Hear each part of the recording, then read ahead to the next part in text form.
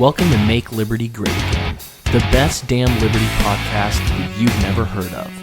Phil and I will be your guides as we peer into the ridiculous reality of our society and our government. Let's get to it. Welcome to Make Liberty Great Again. I should say welcome back, but this is really an all-new show, a reboot. We're smarter, faster, and more handsome than ever. Which explains what I'm doing here. I'm your host, Cam Harless, and with me until death do us part is our resident ex-jarhead, Phil Padilla. Thanks, Cam, but you're welcome for my service, by the way. You said you were going to work that in somewhere, and you didn't, so...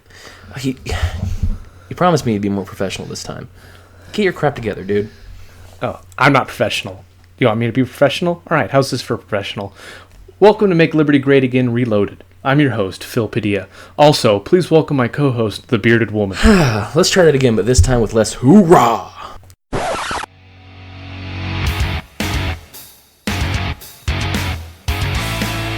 Welcome to Make Liberty Great Again, the best damn liberty podcast that you've never heard of. Phil and I will be your guides as we peer into the ridiculous reality of our society and our government. Let's get to it. Hi everyone, thank you for tuning in to Make Liberty Great Again Reloaded. I'm Cam Harless, and with me today is my co-host, Phil Padilla. Thank you. It's good to be here, and let's make liberty great again. Alright, the first thing I want to talk about is the veritable circus of Democratic presidential candidates. According to this recent article from the Chicago Tribune, here's who'll be fighting to become our murderer-in-chief. Bernie Sanders, Amy Klobuchar, is that how you say that? I'll take it. Okay. Pocahontas, Elizabeth Warren, Cory Booker, Kamala Harris, former San Antonio Mayor Julian Castro, Tulsi Gabbard, former West Virginia State Senator Richard Ojeda, former Representative John Delaney, not to be confused with the comedian John Mulaney. Right. Author Marianne Williamson, whoever the hell that is. And former tech executive Andrew Yang. Yang, if you're unfamiliar, is a supporter of the universal basic income. I'm pretty sure he talked about that on Joe Rogan when he was on his show. And I passed on that episode. But I personally look forward to them all fighting each other and eventually shifting their support to Hillary Clinton and then buying new homes. I was cheering for Gabbard at first just because she's the least appalling on foreign policy, and she's super hot. I'm just going to throw that out there. But I recently saw a tweet from her that New Yorkers dodged a bullet with the Amazon, scrapping their New York headquarters plan. And then, in a separate statement, she said that Amazon has been profiting off of taxpayers for long enough. I don't even know what that means. She probably doesn't even know what that means. I mean, I'm glad to see our good old comrade Bernie Sanders back out there. Honestly, I'm sick and tired of having too many options for deodorant, and I want this addressed with federal laws. Yeah, the hero the USSA didn't know they needed, but that we deserved. What about you, Cam? Which candidate makes you want to throw up the least? All right. For me, the only possible thing that we could see on the Democrat side, the only good thing we could see, would be someone who's solid on foreign policy, which is few and far between.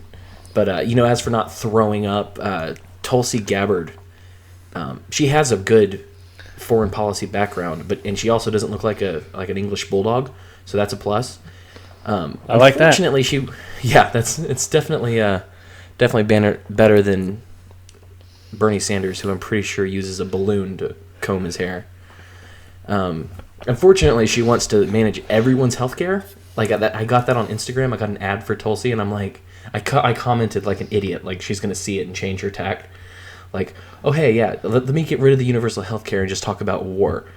I mean, I know that's the most important thing to me and most libertarians, but not to everyone. And I'll be honest, I have less than zero interest in someone deciding what happens with my health care. Right. But honestly, I think I'm most surprised that Biden hasn't thrown his pleated khakis into the ring yet. I mean, how many more do you think are actually going to pop up? All of them, hopefully.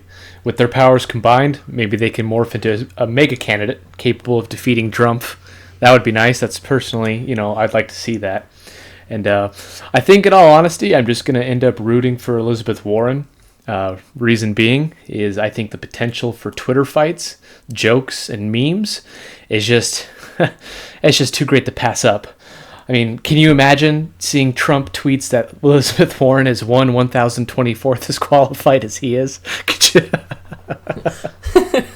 I mean, there are a lot of things I'm excited about with this race, and none of them are having a new president or an existing president. And honestly, I'm sure there are a lot of lefties out there who are just chomping at the bit for their favorite comedy.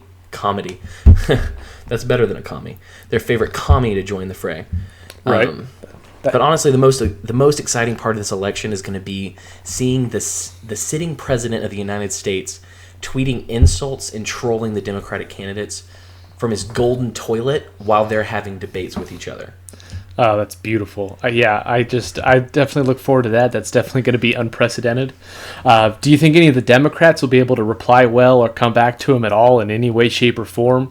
Because I don't think so, and it's scientifically proven, as we know, that the left can't meme, so... Oh, I mean, that's definitely right.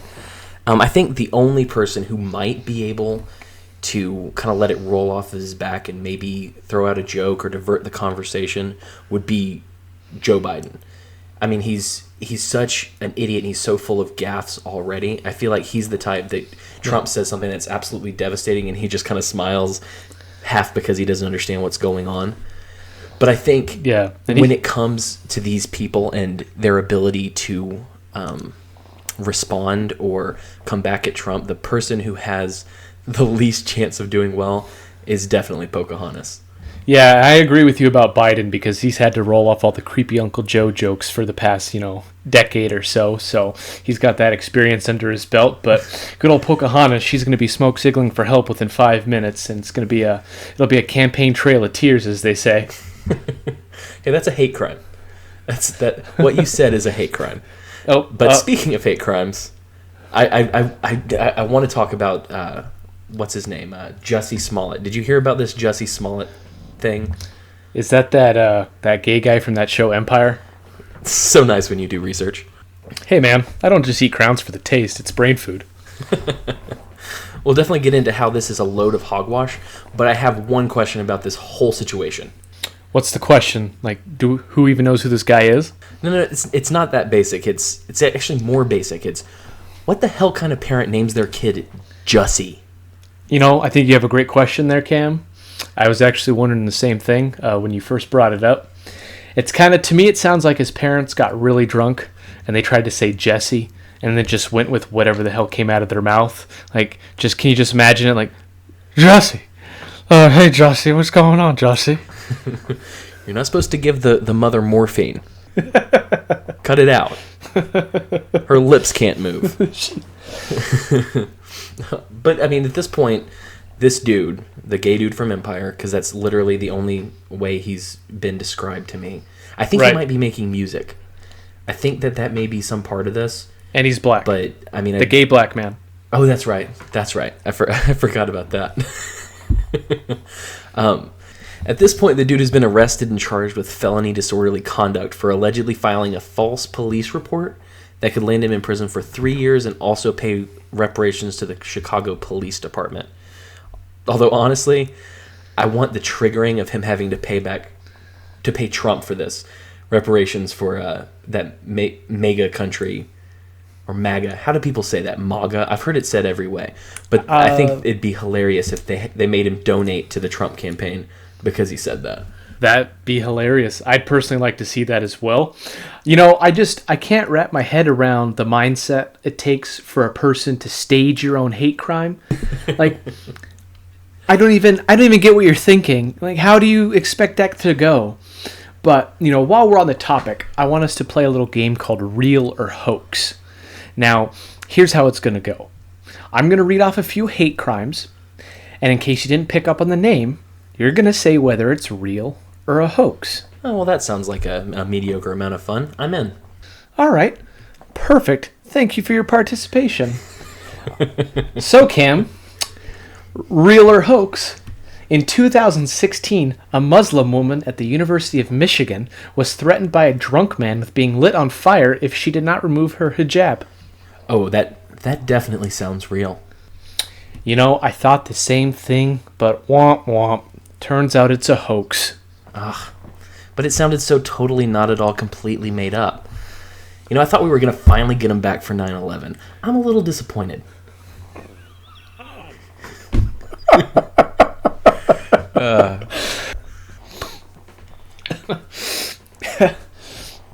I know. I thought this was exactly what the country was supposed to become when Dermp was elected. Dermp. But, anywho, aside... You like that? I mean, they never actually just say Trump. It's just they always got to make fun of his name somehow. So I'm just going along with it. I love the people that don't make fun of his name, but just call him 45. Like that's some kind of an insult. Oh yeah, or if they do say Trump, it's not President Trump. It's just this passive aggressive like trolling they think they're doing.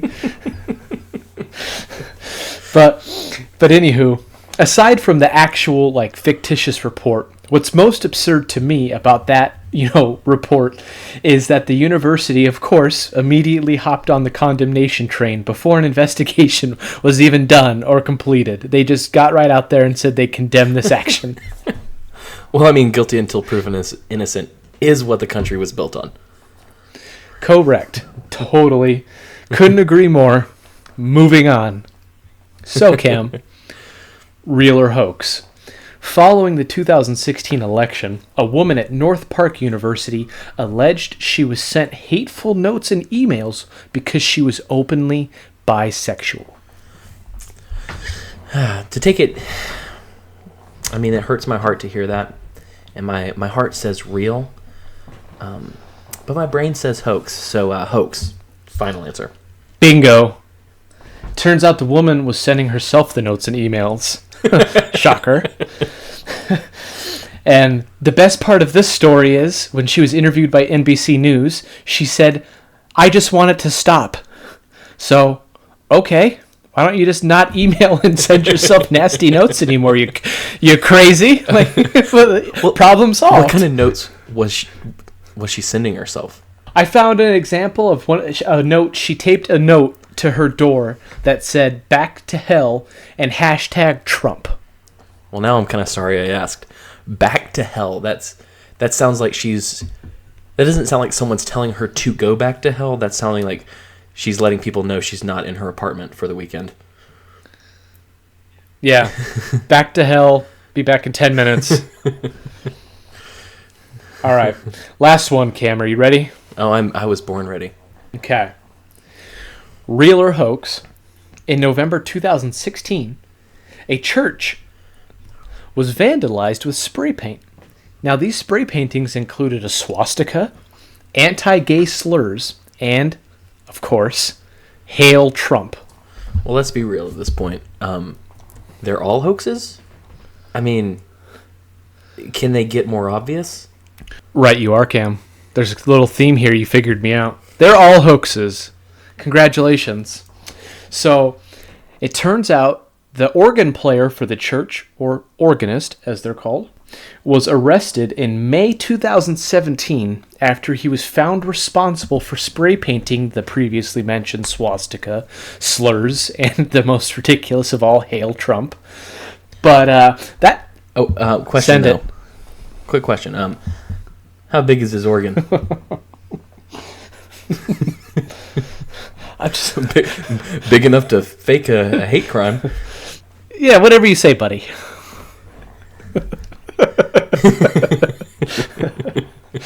But, so, none of this at all, raised an eyebrow or anything. So, of course, the Washington Post said, and I quote, "The offensive graffiti at St. David's is among numerous incidences that have occurred in the wake of Trump's Election Day win." Yeah. Numerous incidents of making crap up. So, Cam and I are going to link to an article in the show notes for today's episode that compiled a list of fake hate crimes, aka lies, including what we mentioned here today during the turnip presidency. Instead of calling them hoaxes, we're going to call them lies. I don't know about you, Phil, but when I think of hoaxes, I think about teenagers using boards and rope to put crop circles in the fields of unsuspecting farmers, not hateful people who are trying their damnedest to get people to think differently than they do seen as monsters at best, and I agree, or attacked at worst. I agree with you, Cam. I mean, These contrived events are deliberate, agenda-driven lies. Not only that, but they're incredibly stupid. Like, honestly, how do these doy-doys really think that they're going to be able to get away with it? Oh, it's just the things progressives will do to push their agenda, I guess. Just status things. I'll be honest. You know what it reminds me of? What's that? I'm not sure of the timeline of this, but not super long ago, there was a guy who was a Bigfoot truther. Oh, that's fun. And so he really wanted to keep that search going. He wanted to find that Sasquatch. I don't know if he wanted to bring him down or bring him in for a latte. But so what he did is he thought to himself, you know what? People are going to stop thinking about Bigfoot. People are going to stop looking for him.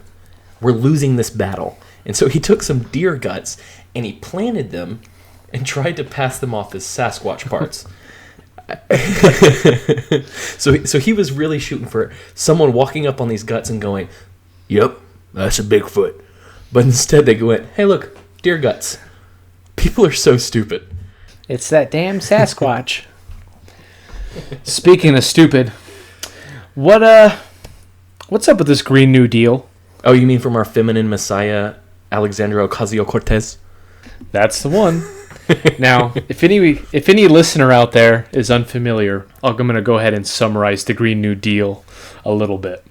So, the Green New Deal summons the magical powers of the federal government to reduce the use of fossil fuels in the United States and get rid of planet-warming greenhouse gas emissions. The Green New Deal also claims to guarantee new, high-paying jobs in the clean energy industry. Oh, well, that does sound magical. How are they going to do that? Well, as it turns out, NPR got their hands on some frequently asked questions, and I'm going to go over a few here that really stood out. And, of course, we're going to link to the full document with frequently asked questions to today's show notes. Of course. So, here's the big question, what I feel is going to come to most people's minds when they read about this or hear about it or just talk about it amongst themselves. How will this be paid for? Extortion? Basically, if only, I guess. But the link to the article is going to give a full quote, and I'm just going to summarize and paraphrase here. But essentially, we're going to print as much money as needed to see this to fruition. But don't worry about all that. Just keep your focus on how we're going to somehow prosper from this grand initiative. With Shroot Bucks? And I believe we're also going to be using Stanley nickels. Don't want to forget about those. But there was another question that stood out that says, is this even an environmental plan? Oh, well, yeah, from the bits and pieces that I've heard from the Green New Deal, I would say it's just a portion of it. I mean, why does she have stuff like universal health care and other social safety net measures in there if it's an environmental plan? The answer is so absurd and ridiculous that I'm just going to recite it verbatim, okay? So, the Green New Deal is a plan to make a full-scale transition of our economy that puts jobs and justice, I'm going to say that again, justice first. That doesn't sound like an environmental plan. That sounds like a special needs economics plan. You'd think that an environmental plan might put the environment first? I'm at a loss for words. It's so colossally stupid. I don't even have, the words to summon a proper response. But no kidding. I'll do my damnedest. But what I have my own question is, what does justice have to do with clean energy? I'm not getting the correlation here. What does one have to do with the other? But, we'll address that at another time. The document goes on to say, and I quote, "This plan will require a strong social safety net so that every U.S. person can make this transition comfortably and nobody falls through the cracks in the process." Okay, wonderful, but what does that mean? There's literally no details of how they plan to accomplish this or what a comfortable transition entails. If you could give us some more information, that would be great, but nope, we're just going to have to take it at, page face value. Well, if they gave us more information, everyone would realize how stupid it is. Touche. Touche. But here's the best part. So it further states, if we want to mobilize our economy fully, we can't afford to have employees stuck in their current jobs because they're afraid to lose things like healthcare, or workers are unable to participate because they can't afford the education and training programs. Wait. Is she saying that it's unacceptable for people to have jobs that provide them health insurance because they wouldn't be able to get a job knitting pussy hats? I think you're on the right track there, partner. To add on to what you're saying, what does she mean by stuck? Like, if these hypothetical people enjoy their jobs and benefits, is that considered stuck? Or is the implication here that people who are unhappy in their positions need to be covered by some sort of social safety net until they find some cushy gig that's, with better benefits, or they don't have to pay for, or is higher paying? I'm not really sure here, but, I know I haven't, but have you ever been hired into a position where you had to pay out of pocket for the company's training or anything like that? That'd be a hard no.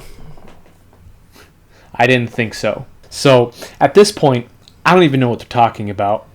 But the last bit that I wanted to go over is, it states, we also need to be sure that workers currently employed in fossil fuel industries have higher wage and better jobs available to them to be able to make this transition. And a federal jobs guarantee ensures that no worker is left behind. That's some fantastic wording, because, first they wanted to leave no child behind, and now they want to leave no workers behind. How do you figure that'll work out for them? A real Green New Deal has never been tried before, so we just need to try harder. But, to me, call me a skeptic, call me a cynic, call me a hater, whatever you want. But this to me is just purely some sort of socialist utopian rhetoric. How can they implement a policy that guarantees the fossil fuel industry workers a higher paying job in a field they don't have experience in? That just seems cuckoo for Cocoa Puffs. I guess they could learn to code. Oh, hate speech confirmed. Beep boop. Beep boop. Execute code.exe. But they're just so disconnected from reality. I really take issue with the statement that the federal government will ensure no worker is left behind. Are we to take that literally? If so, for example, let's say that there's roughly 500,000 workers in the fossil fuel industry. Does that mean that 500,000 jobs in clean industry are guaranteed? So there's a 1-to-1 ratio going on here of anybody that leaves fossil fuel to clean energy is going to have a comparable, or in what they're saying, higher paying job? I can't imagine that being the case. I don't know how that would possibly work. But one thing, did you see where in an early draft, AOC distanced herself from the part where she made provisions for people who were quote unquote unable or unwilling to work? Do you know what they call that? Oh, isn't that nice? I'm going to take a guess that that's communism. Yep, that's communism. And as we know, that's never, ever, ever, ever failed, since it's never really been tried before. But, I digress. Lastly, and I think most importantly, the question brought some interesting answers. The question is, why does the Green New Deal call for, net zero emissions in 10 years instead of zero emissions? Is this saying we won't transition off fossil fuels? Or does the Green New Deal ban all fossil fuels? I wonder where these leftists think all of the plastic on 90% of what they own comes from, or where the electricity they use to charge their cars' batteries comes from. Or the fuel that they use for their private jets. That too. The section of that I want to point our focus to right now it essentially states it wants to mobilize our society to get on board with these massive changes. Now, I guess that doesn't seem so crazy, thinking about it that way, but let's dissect this section of the official response. Here's the response, verbatim. The Green New Deal sets a goal to get to net zero, rather than zero emissions, at the end of this 10-year plan, because we aren't sure that we will be able to fully get rid of, for example, emissions from cows or air travel before then. However, we do believe we can ramp up renewable manufacturing and power production, retrofit every building in America, build the smart grid, overhaul transportation and agriculture, restore our ecosystem, and that's going to get us to net zero emissions. So they aren't sure that they'll be able to fully get rid of cow farts? Are we looking at a cow holocaust, or are they going to force me to eat soy? Well, there's too many farts to be controlled. Can't regulate them all. There's just too many. Can't do it. It's not feasible. Just don't make me eat soy. But I'm not eating soy. I'm right there with you. I'm not eating it. Soy can. I'll tell soy where it can go. Back to hell. But back in some vegan's burger. I don't think you can call anything a vegan eats a burger. Well, they have soy burgers, tofu burgers, black bean burgers. I think I said tofu. Anyway. It is toy food. Because it's sure as hell not real food. It's definitely not. But, speaking of emissions, how would they remove all emissions from air travel?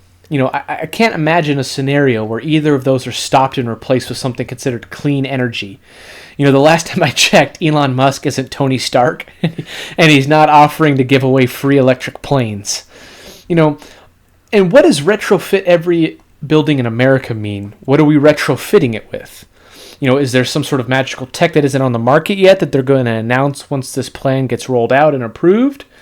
This entire deal stinks and just makes me think it's more about government supremacy rather than the promised better world and amazing jobs for all. It sounds far more like a power move than it does a plan to actually change anything. This sort of pie-in-the-sky thinking will give us a new Holodomor before it will give us the perfect utopia AOC thinks is somehow possible. Oh, speaking of utopia, did you hear about Trump's new gay initiative? I did. He wants to, get this, make gay sex not punishable by death around the world. Right. That's a good thing. Let's go ahead and get that out in the open. Good thing. Don't kill the gays. Yeah. There's nothing wrong. Not that there's anything wrong with that. Not that there's anything wrong with that. For the last 2 years, and I know you've heard it because I've heard it, and I typically share the craziness when I come across it. I mean, we've heard people in the LGBT community, the leftists. We got our good gays out there. But the leftist side of the LGBT community, that just constantly talking about their fears of Trump or Pence, stripping them of their rights and putting them on trains to labor camps. Right. Definitely heard the hysteria. No stranger to that game. But, so they're happy to know that they were wrong and, have shifted their view of Trump and see him for what he is, the only U.S. president to ever come into office being pro-gay, right? Like, that's what's happening, right? Well, of course not. That couldn't happen. How could it? As it turns out, Trump's plan to decriminalize homosexuality is an old racist tactic. Of course. And that's just the title of the article on out.com. Why shouldn't it be? Of course it is. That just makes perfect sense. But is it racist or is it anti-gay? How is aiming to stop having people killed for being gay a bad thing? I don't get it. Well, apparently this is Trump itching to sanction and eventually nuke Iran. Sure. Yeah, sure, a young man was openly hanged in Iran recently for being gay, and this could certainly be something that the sitting president should openly frown upon, but not Trump. Never Trump, because he's homophobic or racist or, a rapist. I don't know what he is now. I haven't gotten the latest NPC software update telling me what to think. My beeps aren't booping.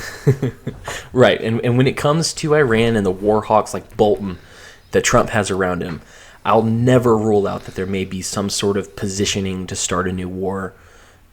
Outright denouncing an initiative that could possibly save the lives of people that you claim to want to protect seems a little mindlessly partisan. Am I wrong? Now, I'll just say this. I'm not completely dismissing the possibility of some ulterior motive either. I think politicians should always be met with skepticism, especially when they propose some grand humanitarian initiative. However, I agree with you that this latest outburst of, let's just call it anti-Trump hysteria, seems entirely partisan. Now, to come out swinging on wanting to decriminalize homosexuality worldwide is the wrong hill to die on, in my opinion. And also, in my opinion, I don't think progressives have too many hills left, so they might want to choose smarter, going forward. Right, and it's completely disingenuous. I mean, I'm supposed to believe all of a sudden that the left cares about war. I mean, how long ago was it? 2 months ago that Trump said he wanted to take all of the troops out of Syria, and suddenly the left was a bunch of John McCain worshippers and thought that should... I mean... Oh, yeah, they came out of the woodworks. War good. You can't convince me that you're anti-war after getting frustrated and angry that the sitting president wants to take our troops out of a war that... I mean, why are we there? Because we don't like Bashar al-Assad? I don't know. I mean, there are plenty of lies to repeat, but I mean... But really, the only... Because they hate our freedom. That's true. I know there's a little Pakistani boy out there sitting on his front porch, and he's thinking about how much he hates my freedom. Yep. He's pissed off that I'm sitting here watching Netflix with my 23 brands of deodorant. But really, the only reason that this is remarkable, like remotely remarkable, is because it's not at all remarkable. This is what you can come to expect these days. Trump could come out in favor of a full-on Scandinavian socialism, and every left-leaning person on the planet would find a way to call that racist.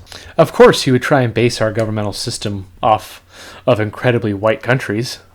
It scares me when you speak like them. It scares me when anyone speaks like them. Well, I'm going to try my best not to.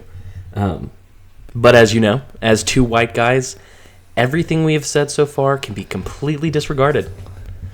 So I thought we could diversify our podcast by having a minority perspective. That's a good idea. But do we know any black people? I mean, we know at least one. All right, well... Let's bring Thaddeus on and get his perspective on the Democratic candidates in a segment we're going to call the Token Take. Yeah. All right, Thaddeus, we're going to run some of these Democratic candidates past you. All right. First up, we got Amy Klobuchar. Also a valid pronunciation. Thank you. I'm just making this up as I go. Hell no, she ain't getting the D. How about Kamala Harris? She gets the D. All right. What about good old Elizabeth Warren there, buddy? Hell no, she ain't getting the D. Okay, so now I've got a good one for you. Tulsi Gabbard. She would definitely get the D. Balls deep. Ooh. All right. Honorable mention to Marianne Williamson. She would definitely get the D. And I'm just going to add this one on for fun. Hillary Rodham Clinton. Not even with your D, man. Not even with your D.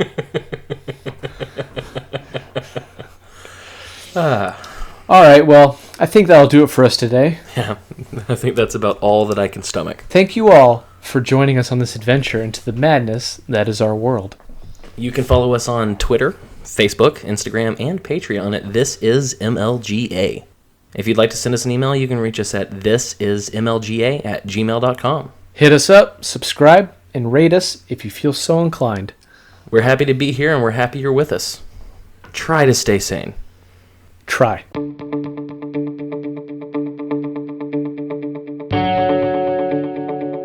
Thank you for joining us on this inaugural episode of Make Liberty Great Again. We hope to see you soon.